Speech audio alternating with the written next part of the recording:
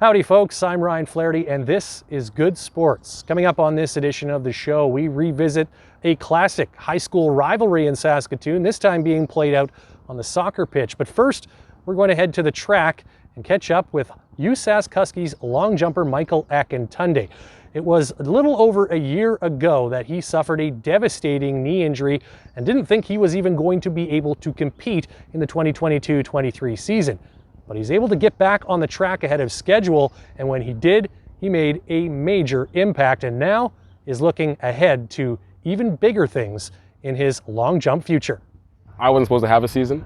I was told that I'd be out for 12 months, and that 12 months came up to the day of Nationals.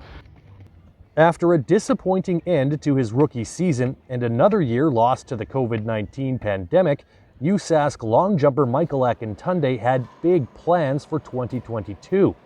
But a serious knee injury spoiled those plans, not only ending that season prematurely, but threatening the next one too. Akintunde had other ideas. I wasn't supposed to compete, and I was working towards the goal of my own personal goal of trying to beat that 12-month time clock, see if I could shorten it to like 9 or 10 maybe, so I can squeak in a season. Probably in late November, early December, physiotherapist Ainsley Oliver was kind of calling me down for some meetings, doing some assessments and going, you know what, we're ahead of schedule, things are looking well. Right around the time the season started, things picked up really, really fast. I was able to do so much more, so much faster, and I started to get much stronger. I would say like my focus shifted, because that January time is when the season really progresses, and I was like, okay, well, people are going, and here I am still working on walking and things of the sort. Mike did his homework, he did his prehab, he did his rehab, he did the things that, you know, Ainsley Oliver asked him to do. And when an athlete's doing great and improving and still able to hit those checks that we're looking for, you know, it became a reality in that, you know, kind of mid-January, and then it became, well, let's just say we all raised our expectations heading into conference and everything after that. A season once in danger of being lost entirely was suddenly full of promise. And just a few weeks later at the Canada West Championships, he removed all doubt, winning gold and breaking a 50-year-old Huskies record. Based on the injury, we were quite surprised that he did as well as he did. Based on his mental makeup, not so much. Had he not been injured, I would have had him pegged for these numbers a little bit earlier, but to come back from that injury and to jump them so early was a big surprise, yeah. Akintunde was just getting started. Next up, the National Championships, on his home track, no less. At my last attempt, it came down to it, and I was just a little bit tentative with my takeoff and on the board and my spacing and things like that. And I remember asking coach if he'd let me move in. And reason being that if I moved in, it was either I missed it by a huge margin, or I had to be aggressive enough to take it. And that's what I was hoping for. I didn't want to leave anything on the board, so I was like, all right, and he let me do it. And I was able to put a really nice jump together, and it felt okay. And yeah, that's how I won that. At home, that one was special, because I remember at the comp, I personally had my own fan section with my brother, my friends, some other athletes, Husky athletes on my team, some cousins, friends and family that were all up on like the top row of the bleachers. And they were all so excited for me. Typically when I compete, I have tunnel vision, but I could hear them. And that was special for me.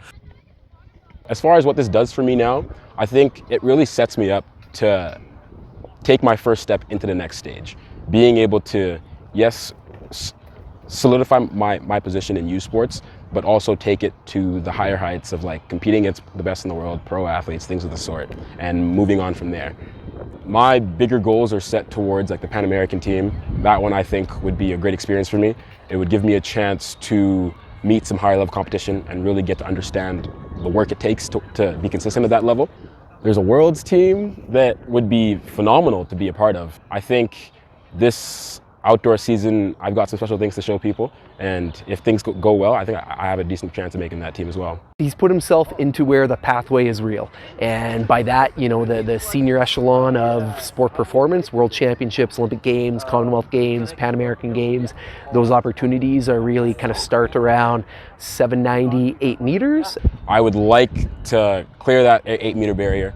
That's a big one for me, and I'm hoping by doing so, that would put me in the position to be on those teams and in those environments and atmospheres that I crave so much. I think he definitely has the potential for it, and in the last little bit here, since the injury, actually, he became a lot more serious about it. And he does a lot of research on his own, and so he'll send me a video of a guy jumping, and we'll talk some technical things where we wouldn't have been able to do that before. But now that he's kind of like committed to it, I think he can go far. There hasn't been a Canadian jumper in like 30-ish years to compete on the Olympic stage, in the Olympic final, on the big stage. And I hopefully plan to change that conversation and increase the presence of jumps in Canada. Long jump has been a little bit of an event that Canadian athletes and Canadian coaches have been trying to figure out, and maybe Mike's going to be the success story of the 2020s. Now, as long as he can stay healthy, we can just keep on getting a little bit faster, a little bit stronger, work on some technical things, because he's still, as much as he's been a good long jumper and his distances are good, there's still a lot of technical work that he can do, which is awesome. It's not like he's tapped out in that regard. If he was doing everything perfectly, you might be sitting there going as a coach, like, what do we do next? But there's still a lot of things that we can delve into. And as he takes what he's learned over the last year into a busy summer of competition, a future in Canadian colors looks like more than a leap of faith. The lesson that I've learned out of this is typically it comes when it's time to come.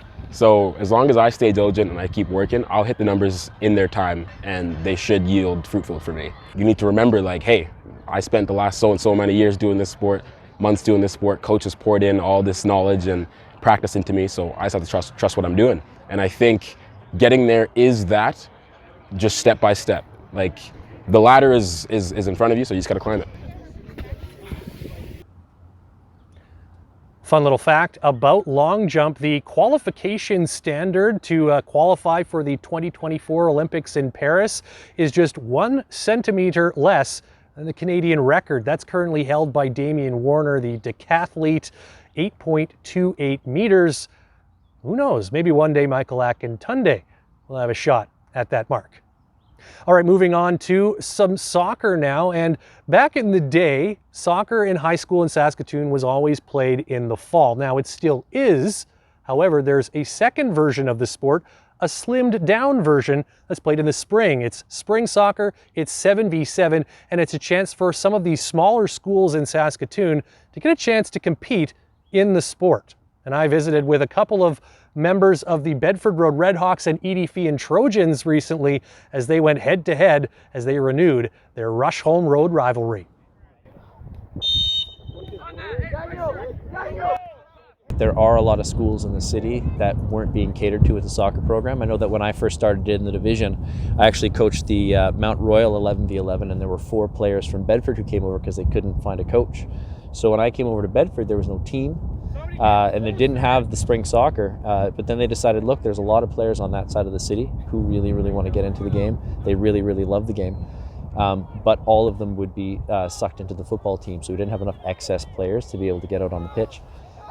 So what 7v7 has done is allowed these schools, the smaller schools, and let's face it, mostly the west side schools, to actually have a competitive soccer program. The bigger schools have like a fall season, and that's all great and all, but they have tons more players than we do, and like these smaller schools are quite like vast in, I guess, like experiences and also like performance. So it is quite different, and I do like that our age group and our like division is a little separated from the bigger school. I think it was a pretty good idea, whoever came up with it, because there's like people who can't like afford club soccer, or like I said, like smaller schools like this to be able to have the chance to play. We used to play against Marion Graham and BJM in this league, and in the 8 years that I coached, I had exactly 1 player that was in the Astra Academy program. The starting lineup for Marion Graham was completely Astra players. So this actually provides the opportunity for those who don't normally get to participate in soccer, can't play club, all those sorts of things. This really gives them an opportunity to do it. For a lot of my players, they're familiar with indoor, but that's usually in a boarded area. So with this, it's like an indoor game with touch line. So they are sprinting all the time, quick movement to the ball. They don't have as much time on the ball as they normally would with an outdoor like 11v11. So it's the speed of the game that's really, really different. It's more compact, so you have to have like better chemistry with your teammates, because when you have the 11v11, you have that space to dribble and stuff. But like, I'm always checking my shoulder before I get the ball, right and after as well. So it is you always have to have that focus and like that 360-degree like vision of where your surroundings are. I love to talk to the boys about the fact that there are 3 schools on Rusholme, and depending on how we finish at the end of the season, we decide who the Kings of Rusholme are.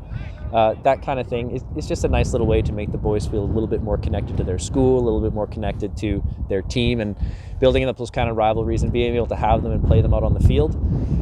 That's a really, really fun aspect. 1, 2, 3, Bedford! Jones on 3! 1, 2, 3, Trojans!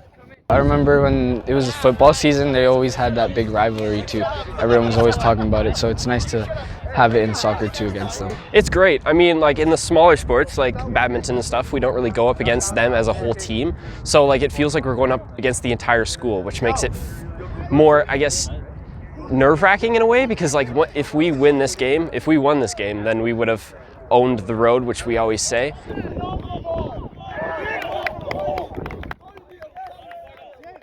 I've coached this team for 7 years, and we've always strived to get to the top, but it's never really been a possibility. If we could do that this year, me personally, I'd be super excited, and I know that the boys would feel the same way.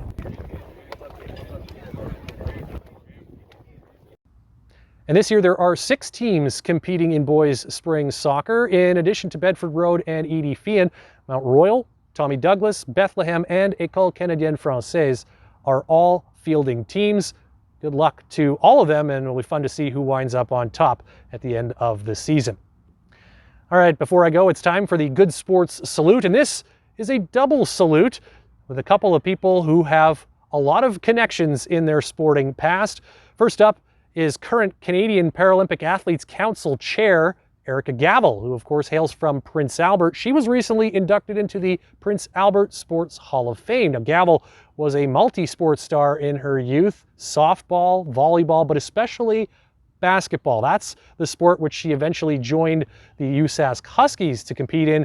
However, a series of serious knee injuries forced her to retire from competition, or so she thought.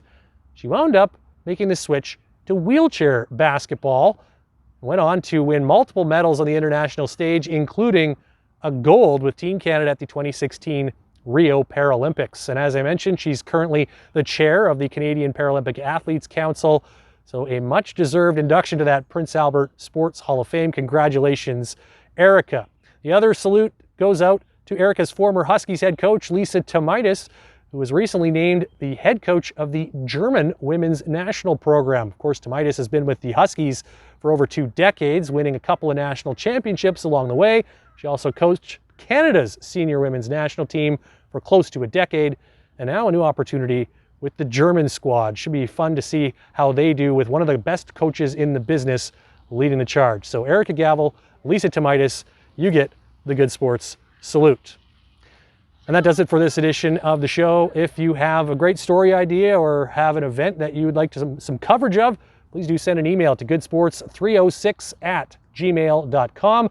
Follow on Twitter @goodsports306, or just like and subscribe right here on YouTube. And keep your eyes peeled for more episodes coming in the not too distant future. Thanks so much for watching. I'm Ryan Flaherty. We'll catch you next time.